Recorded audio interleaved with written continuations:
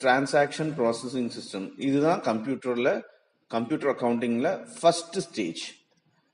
இது எதுக்காக யூஸ் ஆகுதுனாக்கா, ஒரு டேட்டாவை ரெக்கார்ட் பண்றதுக்காக, ப்ராசஸ் பண்றதுக்காக, அந்த டேட்டா வேலிடேட் பண்றதுக்காக, அப்புறம் அந்த டிரான்சாக்ஷன் வந்து ஸ்டோர் பண்றதுக்காக இந்த டிபிஎஸ் யூஸ் ஆகுது. இதுல நிறைய ஃபங்க்ஷன்ஸ் இருக்கு. எப்படின்னா, பிசினஸ் நிறைய ஏரியாஸ் இருக்கனால நிறைய டிரான்சாக்ஷன்ஸ் இருக்கு. அதுல வந்து பாத்தீங்கன்னா ரிட்ரைவல் யூசேஜ். ரிட்ரைவல்னாக்கா ஒரு விஷயத்தை மறுபடியும் எடுத்து பார்க்கறது, அதுதான் ரிட்ரைவல் சொல்லுவாங்க. அந்த யூசேஜ்க்காக இந்த டிபிஎஸ் ரொம்ப யூஸ்ஃபுல்லா இருக்கு. இது பாத்தீங்கன்னாக்கா நம்ம டேட்டா வந்து என்ட்ரி பண்ண டேட்டா என்ட்ரி, தென் டேட்டா வேலிடேட் பண்றதுக்காக, தென் ப்ராசஸிங் பண்றதுக்காக, அண்ட் ரீவேலிடேஷன், மறுபடியும் அது கரெக்டா இருக்கான்னு செக் பண்றதுக்காக, ஸ்டோர் பண்றதுக்காக, இன்ஃபார்ம் பண்றதுக்காக, அண்ட் ரிப்போர்ட்டிங் பண்றதுக்காக இந்த TPS, that is transaction processing system, is been used. It is one of the transaction processing system which is concerned with financial transaction only.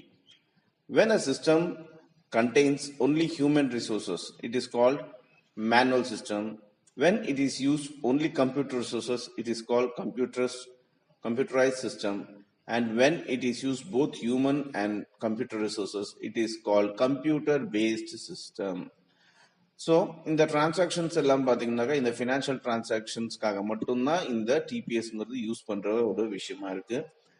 இப்போ ஒரு வெறும் ஹியூமன் மட்டும் இந்த என்ட்ரிஸ் எல்லாம் போடுற மாதிரி இருந்தாக்கா அதுக்கு பேரு மேனுவல் சிஸ்டம் சொல்லுவாங்க. அதே வெறும் கம்ப்யூட்டர் மட்டும் யூஸ் பண்ணி இந்த டேட்டா என்ட்ரி எல்லாம் பண்ற மாதிரி இருந்தாக்கா அது கம்ப்யூட்டர் சிஸ்டம், கம்ப்யூட்டரைஸ் சிஸ்டம்பாங்க.